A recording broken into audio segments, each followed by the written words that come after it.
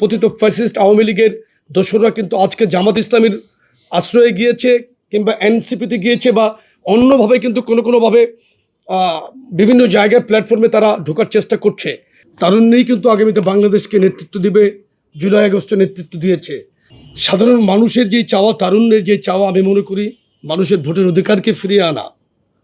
আমাদের লক্ষ্য কেবল একটি রাজনৈতিক উদ্যোগ গ্রহণ নয়, বরং একটি উন্নয়ন ও উৎপাদনমুখী তথা জনবান্ধব সরকার ব্যবস্থার প্রয়াস, যেখানে তরুণরা কেবল ভোটার নয়, বরং আগামী নীতি নির্ধারক, চিন্তাশীল অংশীদার ও ন্যায়ভিত্তিক রাষ্ট্র কাঠামোর নির্মাতা।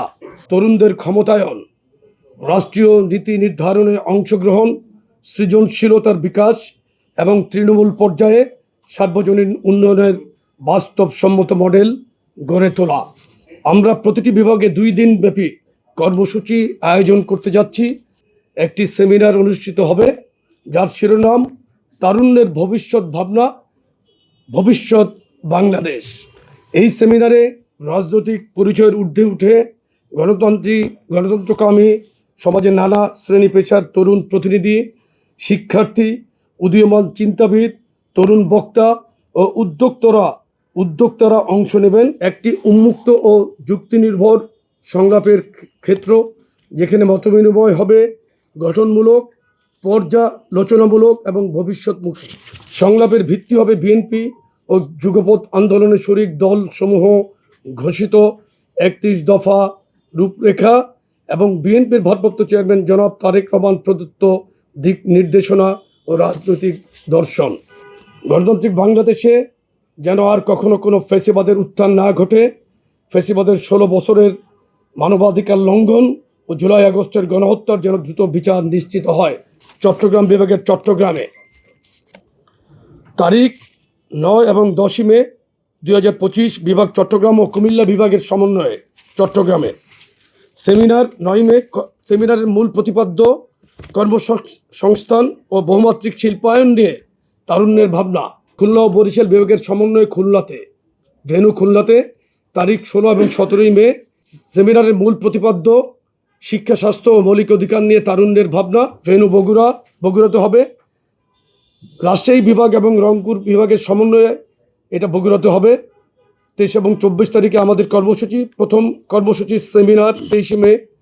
সেমিনারের মূল প্রতিপাদ্য কৃষি উন্নয়ন, পরিবেশ রক্ষা ও নাগরিক সমস্যা নিয়ে তারুণ্যের ভাবনা। সর্বশেষ কর্মসূচি ঢাকা বিভাগ, ফরিদপুর বিভাগ, সিলেট এবং ময়মনসিংহ বিভাগের সমন্বয়ে ঢাকাতে কর্মসূচিটি অনুষ্ঠিত হবে তারিখ 27 এবং 28 মে। সেমিনার 27 মে। সেমিনারের মূল প্রতিপাদ্য তারুণ্যের রাজনৈতিক ভাবনা ও অর্থনৈতিক মুক্তি। জনগণের মতামত ও চিন্তা ভাবনা সংগ্রহ করা হবে, যার ভিত্তিতে আমরা আমাদের রাজনৈতিক ও সামাজিক নীতিগুলোকে আরও জনকল্যাণমুখী ও মানুষের চাহিদা অনুযায়ী পরিমার্জিত করতে পারব। এটা তারুণ্যকে সম্পৃক্ত করা।